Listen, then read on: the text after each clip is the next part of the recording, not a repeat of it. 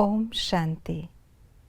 आज सत बाप, सत टीचर, सतगुरु अपने सत्यता के शक्ति स्वरूप बच्चों से मिलन मनाने आए। आज हम बच्चों को बाप दादा ने सत्यता का पाठ पक्का कराया, जिसमें विशेष रूप में हमें सत्यता का फाउंडेशन क्या है और उसकी निशानी क्या है, इस पर प्रकाश डाला। तो आइए रिवाइज करते हैं आज के 29 अक्टूबर 2023 के बाप दादा के अव्यक्त रूप से चले हुए महावाक्यों को। सत्यता का फाउंडेशन क्या है? पवित्रता। सत्यता की निशानी क्या है? चलन और चेहरे में दिव्यता। हम संगम युगी ब्राह्मणों ने किस सत्य को जाना? अपने सत्य स्वरूप को, बाप के सत्य परिचय को, सृष्टि चक्र को। सबसे अच्छा पाठ कब का है? संगम युग का। सारे चक्र की आत्माओं से श्रेष्ठ पाठ किनका है? हम देव आत्माओं का। हमारी आधा कल्प की पवित्रता की जीवन कैसी है? Natural, nature. यहाँ का पुरुषार्थ वहाँ नेचुरल क्यों हो जाता? क्योंकि वहाँ अपवित्रता का नाम निशान नहीं। सत्यता की शक्ति कब रहेगी? जब अपने और बाप के सत्य स्वरूप की स्मृति रहेगी। अपने और बाप के सत्य स्वरूप की स्मृति रहने से क्या होगा?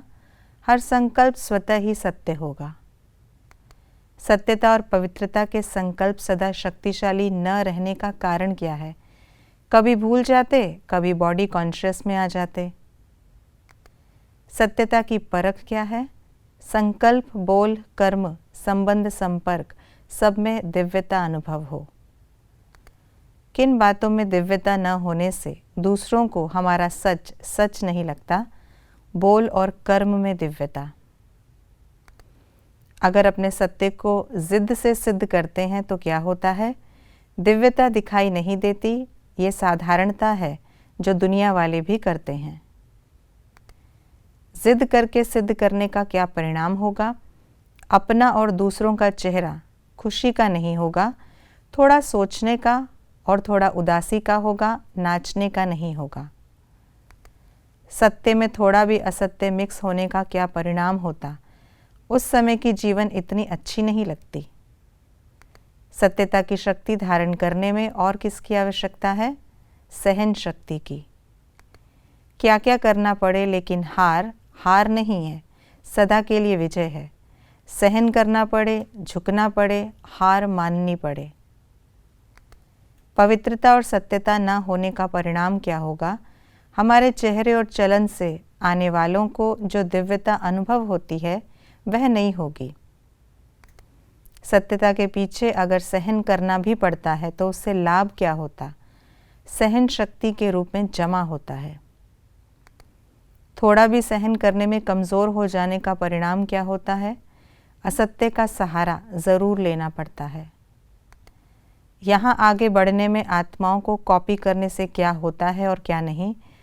उस समय के लिए नाम होता है, शान मिलता है, भाषण करने वाली लिस्ट में आते हैं, सेंटर संभालने की लिस्ट में आते हैं। सारे कल्प की प्रारब्ध नहीं बनती। अगर महारथी मिक्स करता है तो उस समय महारथी महारथी नहीं, उस समय ग्रहचारी में है, न कि महारथी। कौन सी 3 बातें याद रखनी हैं? पवित्रता, सत्यता, दिव्यता। कौन सी ड्रिल बीच बीच में करनी है? सेकंड में अशरीरी, न्यारे और बाप के प्यारे। आज बाप दादा ने किन बच्चों को याद प्यार दी?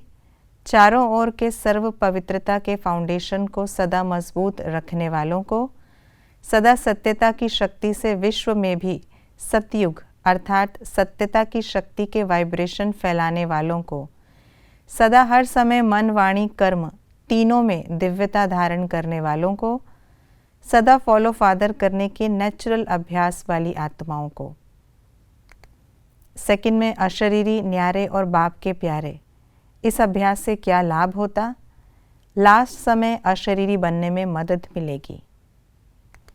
शरीर से काम कराते हुए भी कराने वाली मैं अलग हूँ, ये प्रैक्टिस करने से क्या लाभ होंगे?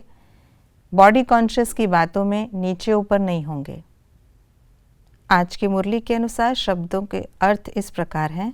सच्चे महारथी अर्थात सत्यता की शक्ति से चलने वाले महारथी, दिव्यता अर्थात दिव्य गुण के आधार पर मन, वचन और कर्म करना, सत्यता अर्थात सत्य स्वरूप में स्थित होकर संकल्प, बोल, कर्म करना, होली हंस बनना अर्थात बुद्धि में ज्ञान रत्नों को ग्रहण करना और कराना, बाप के दिल में आगे बढ़ना अर्थात सारे कल्प के प्रारब्ध में आगे बढ़ना। बाप दादा की हम बच्चों प्रति शिक्षा सावधानियाँ इस प्रकार हैं। चतुराई से नहीं चलो, कुछ भी सहन करना पड़े घबराओ नहीं, सत्यता की शक्ति से दिव्यता को धारण करो, अल्पकाल का मज़ा सज़ा के भागी बना देगा, अल्पकाल के शान, मान, नाम के लिए कॉपी नहीं करो, सहन शक्ति धारण कर असत्य का सामना करो, प्रभाव में नहीं आ जाओ। शरीर का आधार लो, लेकिन आधार लेने वाली मैं आत्मा हूँ, वह नहीं भूले। निर्भय बनो, अगर कहीं भी सामना करना पड़ता है तो ब्रह्मा बाप के जीवन को आगे रखो, साकार कर्म में ब्रह्मा बाप को आगे रखो और अशरीरी बनने में निराकार बाप को फॉलो करो। सत्य को सिद्ध करने के लिए सिद्ध करने की आवश्यकता नहीं है, सत्य समय प्रमाण स्वयं सिद्ध होगा। ये थी आज की मुरली की विशेष बातें। बाबा ने हमारे सामने आज की मुरली के आधार पर आईना रखा है। आज हम क्या हैं और हमें क्या बनना है। हमें अपने अंदर की जो कमी कमज़ोरियां हैं उन्हें दूर करने के लिए पवित्रता, सत्यता और दिव्यता पर विशेष अंडरलाइन करना है। और बाप दादा ने आज हमें जो अशरीरीपन का अभ्यास कराया, सारे दिन में कर्म करते बीच बीच में उसका अभ्यास अवश्य करना है, ताकि अंत समय में हम अपनी संपूर्ण स्थिति को प्राप्त कर सकें। ओम शांति।